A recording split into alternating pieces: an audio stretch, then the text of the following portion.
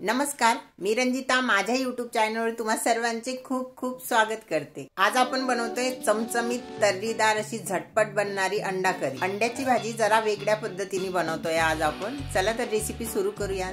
इथे मी 2 इंच खोबरं घेतलेलं आहे, कट करून भाजून घ्यायचं। 2 मीडियम साइजचे कांदे कट करून भाजायचे। थोडं तेल टाकायचं आणि कांद्याचा कलर चेंज नाही करायचा आपल्याला।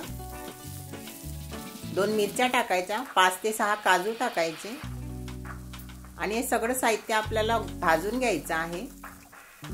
अगदी हलका कलर चेंज होईपर्यंत, खूप जास्त ब्राउन कलर होऊ द्यायचा नाही कांद्याचा। भाजून झालेला आहे, काढून घ्यायचं एका प्लेट मध्ये, थंड होऊ द्यायचं। मिक्सरच्या पॉट मध्ये 8 ते 10 लसूण आणि 1 ते 1.5 इंचाचा आल्याचा तुकडा कट करून टाकायचा।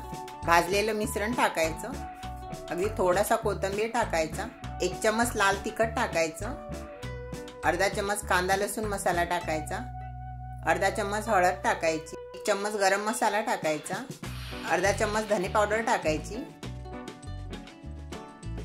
आणि हे मिक्सरवर वाटून घ्यायचं। छान अशी पेस्ट बनवून घ्यायची।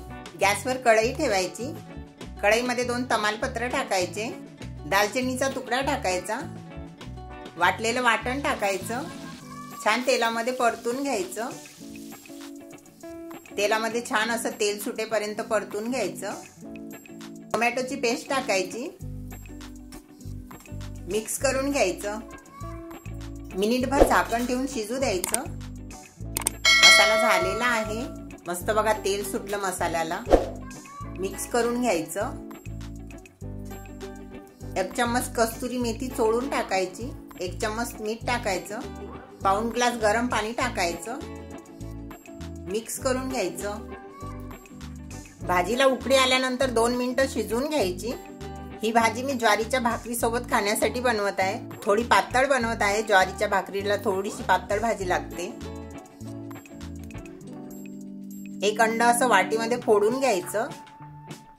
तुम्ही डायरेक्ट पण फोडून टाकू शकता, पण अशा पद्धतीने टाकलं तर अंड्याचे टकर वगैरे नाही पडणार मग भाजीमध्ये। अशा पद्धतीने एक अंड फोडून टाकायचं। गॅस स्लो ठेवायचा, झाकण ठेवायचं आणि 5 ते 6 मिनिटं अंडे शिजू द्यायचे। बघा मस्त अंड्याची भाजी तयार आहे आपली। चमचमीत तर्रीदार भाजी तयार आहे आपली। थोडासा कोथिंबीर टाकायचा, भाकरी सोबत, भातासोबत किंवा चपाती सोबत खाऊ शकता आणि झटपट बनणारी रेसिपी आहे। एकदम सोपी रेसिपी आहे। रेसिपी आवडली असेल तर लाईक करा, चॅनलला सबस्क्राइब करा। संपूर्ण व्हिडिओ बघितल्याबद्दल थँक्यू।